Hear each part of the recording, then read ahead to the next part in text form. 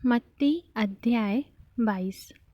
इस पर यीशु फिर उनसे दृष्टांतों में कहने लगा, स्वर्ग का राज्य उस राजा के समान है जिसने अपने पुत्र का ब्याह किया, और उसने अपने दासों को भेजा कि नेवताहारियों को ब्याह के भोज में बुलाए, परंतु उन्होंने आना ना चाहा। फिर उसने और दासों को यह कहकर भेजा कि नेवताहारियों से कहो, देखो मैं भोज तैयार कर चुका हूँ, और मेरे बैल और पले हुए पशु मारे गए हैं, और सब कुछ तैयार है, ब्याह के भोज में आओ।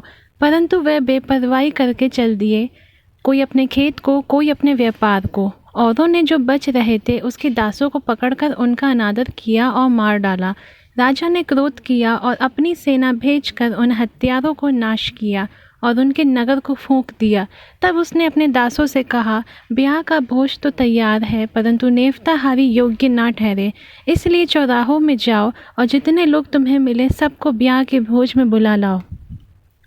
सो उन दासों ने सड़कों पर जाकर क्या बुरे क्या भले जितने मिले सबको इकट्ठे किया, और ब्याह का घर जेवनहारों से भर गया। जब राजा जेवनहारों को देखने को भीतर आया तो उसने वहाँ एक मनुष्य को देखा जो ब्याह का वस्त्र नहीं पहने था। उसने उससे पूछा, हे मित्र, तू ब्याह का वस्त्र पहने बिना यहाँ क्यों आ गया?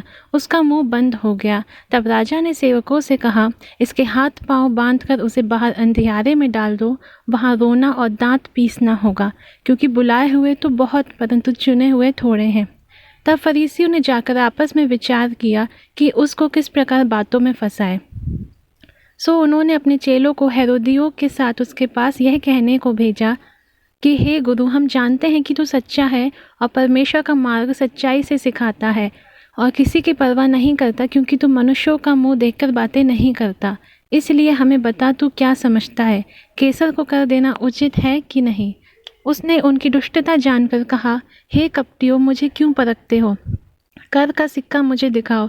तब वे उसके पास एक दिनार ले आए। उसने उनसे पूछा, यह मूर्ति और नाम किसका है? उन्होंने उससे कहा, कैसर का। तब उसने कहा, उनसे कहो, जो कैसर का है वह कैसर को, और जो परमेश्वर का है वह परमेश्वर को दो। यह सुनकर उन्होंने अचंभा किया और उसे छोड़कर चले गए।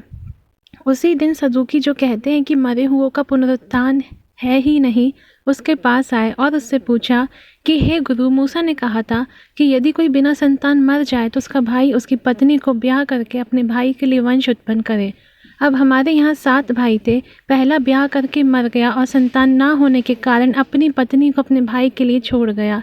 इसी प्रकार दूसरे और तीसरे ने भी किया, और 7 तक यही हुआ। सबके बाद वह स्त्री भी मर गई। सो जी उठने पर वह उन 7 में से किसकी पत्नी होगी, क्योंकि वह सबकी पत्नी हो चुकी थी। यीशु ने उन्हें उत्तर दिया कि तुम पवित्र शास्त्र और परमेश्वर की सामर्थ्य नहीं जानते, इस कारण भूल में पड़ गए हो।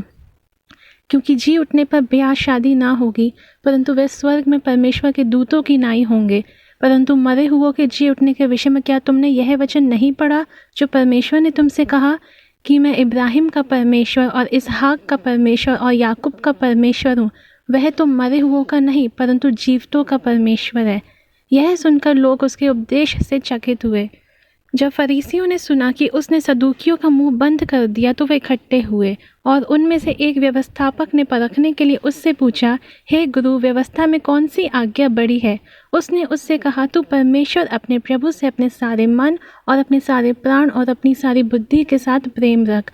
बड़ी और मुख्य आज्ञा तो यही है, और उसी के समान यह दूसरी भी है कि तू अपने पड़ोसी से अपने समान प्रेम रख। यही 2 आज्ञा सारी व्यवस्था और भविष्यद्वक्ताओं का आधार है। जब फरीसी इकट्ठे थे तो यीशु ने उनसे पूछा कि मसीह के विषय में तुम क्या समझते हो, वह किसका संतान है?